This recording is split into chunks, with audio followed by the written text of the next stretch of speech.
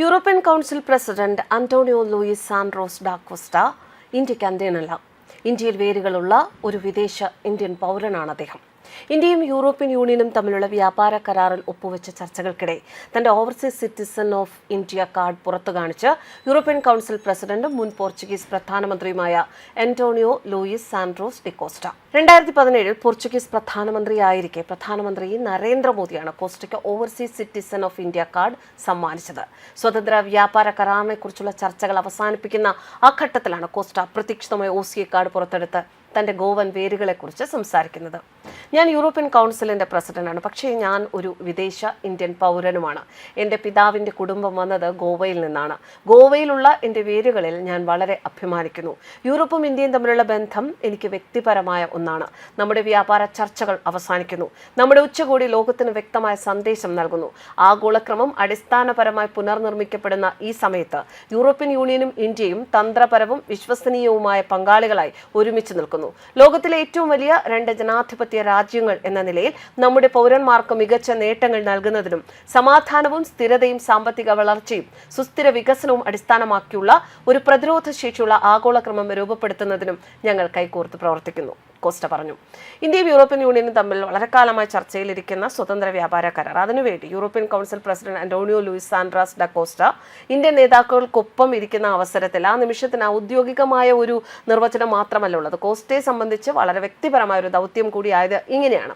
ഇന്ത്യയെക്കുറിച്ചുള്ള തന്റെ ആദ്യകാല സ്മരണകൾ കരാർ രേഖകളിൽ നിന്നോ ഉച്ചകോടികളിൽ നിന്നോ ഉണ്ടായതല്ല, മറിച്ച് കുടുംബകഥകളിലൂടെ ലഭിച്ചതാണ് എന്നാണ് ഈ പോർച്ചുഗീസ് നേതാവ് കഴിഞ്ഞ ദിവസം ഓർമ്മിച്ചത്.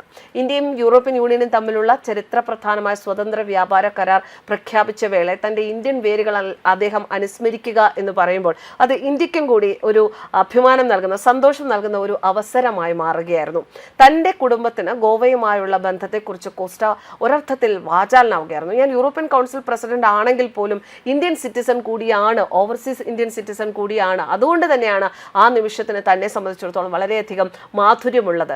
ആ വേരുകളിൽ, തനിക്കുള്ള ഗോവൻ വേരുകളിൽ അദ്ദേഹം അഭിമാനിക്കുന്നു എന്നാണ് അദ്ദേഹം പറഞ്ഞത്. 2017 പ്രവാസി ഭാരതീയ ദിവസ് പരിപാടിയിലും അദ്ദേഹം ഗോവയിലെ മഡ്ഗാവുമായുള്ള തന്റെ ബന്ധത്തെക്കുറിച്ച് സംസാരിച്ചിരുന്നു. അദ്ദേഹത്തിന്റെ അച്ഛൻ കുട്ടിക്കാലം ചിലവഴിച്ച മഡ്ഗാവിലെ വീട്ടിൽ ഇന്നും ബന്ധുക്കളുണ്ട് എന്നാണ് അന്ന് അദ്ദേഹം പറഞ്ഞത്. അദ്ദേഹത്തിന്റെ അപ്പൂപ്പൻ പോർച്ചുഗീസ് ഭരണകാലത്ത് ഗോവയിലാണ് ജനിച്ചത്. അതുകൊണ്ട് തന്നെ കോസ്റ്റയുടെ കുടുംബ ചരിത്രത്തിൽ ഇന്ത്യക്ക് എന്നും അവിഭാജ്യമായ ഒരു സ്ഥാനമുണ്ട്, അത് നിഷേധിക്കാനാവില്ല.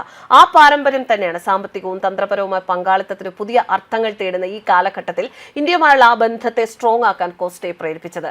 അതുകൊണ്ട് തന്നെ ഈ കരാർ കേവലം ഒരു വ്യാപാരമല്ല, തന്റെ വ്യക്തിത്വത്തെ രൂപപ്പെടുത്തിയ 2 ലോകങ്ങൾക്കിടയിലുള്ള പാലമാണ്. ഇന്ത്യയുടെ ചരിത്രപരമായ ബന്ധങ്ങളെക്കുറിച്ച് ബോധവാനാണ് കോസ്റ്റ. പഴയ കൊളോണിയൽ അവശേഷിപ്പുകൾക്ക് അപ്പുറം സമത്വത്തിലും പരസ്പര ബഹുമാനത്തിലും ഊന്നിയ ഒരു പുതിയ ബന്ധത്തിനാണ് അദ്ദേഹം മുൻഗണന നൽകുന്നത്. വിപണി പ്രവേശനം, ഡിജിറ്റൽ വ്യാപാരം, ബൗദ്ധിക സ്വത്തവകാശം തുടങ്ങി പല സങ്കീർണ വിഷയങ്ങളിലും ചർച്ചകൾ നടക്കുമ്പോഴും 2 പക്ഷവും വിട്ടുവീഴ്ചകൾ സ്വീകരിക്കണമെന്ന് അദ്ദേഹം ശക്തമായി വാദിക്കുന്നുണ്ട്.